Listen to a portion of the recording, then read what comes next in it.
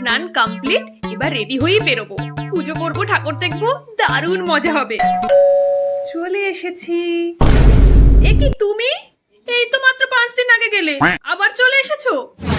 আমার আবার আসা যাওয়ার টাইম কোথায়? আমার যখন ইচ্ছে আমি যাব, যখন ইচ্ছে আসবো।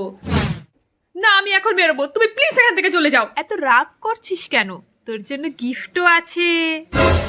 গিফট? পেট ব্যথা, মাথা ব্যথা, বমি, mood swing, everything free free free.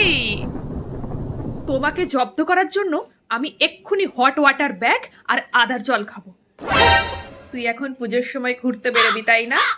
আর বেরোতে পারবি না, আর পুজোও করতে পারবি না। আর কে বলেছে পুজো করা যায় না? জানো, অম্বুবাচীর সময় কামাখ্যা মন্দিরে কত বড় করে মায়ের পুজো হয়। এই মাতৃত্বের লক্ষণ তো অশুচি নয়। আমি যাব এবং মাকেও ডাকবো। আপনারা কি বলেন?